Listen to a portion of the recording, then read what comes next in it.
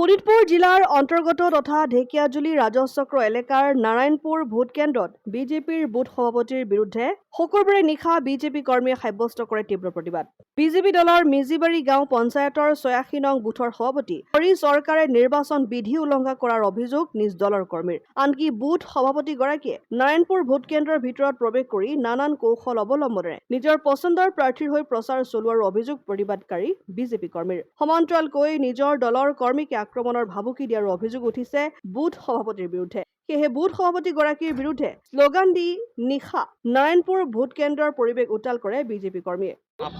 কি হৈছে মানে স্যাৰ, আমি তো ইয়াতে আছিলো, মানে আমাৰ মেম্বাৰ ফালৰ পৰা আমি ধৰ অডিএছ হিচাপে আছিলো। তাত হৰি চৰকাৰে আমাৰ ৰাতিপুৱাৰ পৰা ইয়াতে আছিলে।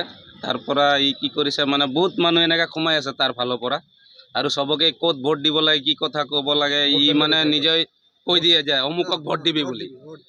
তো আমিও তো তাতে আছো, আমি কৈ দিয়াৰ পিছত ই মানে আমাৰ কথাটো পাত্তাই নিদিয়ে। তাৰপিছত এনেকৈ হয় সন্ধিয়া হ'ব লগলে 4টা বাজিলে।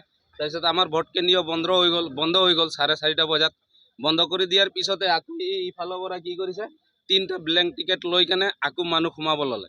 তো আমি সেইটোৱে ৰাজীৱ সাহু মই নগেন খুৰা ধৰাৰ পিছতে আমাৰ লগত মানে তাৰ তৰ্কা বিতৰ্কা হ'ল। তাৰপিছত হোৱাৰ পিছতে কি ক'লে যে তহঁতে কোন হয় বুলি আমাক ওলাই দিব ধাক্কা মাৰিছে।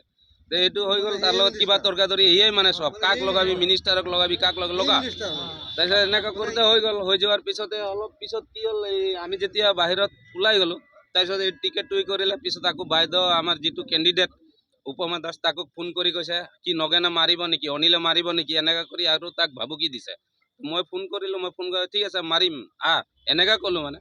তাৰপিছতে তহঁতে কোন হয় আং বাং কিবা আমাক ক'লে আৰু এইটো 1 নম্বৰ মদাৰুৱে হয়। ৰাতিপুৱাৰ পৰা মদ খায় ৰাতিলৈকে মদ খায়, 1 নম্বৰ দালাল হয় ই।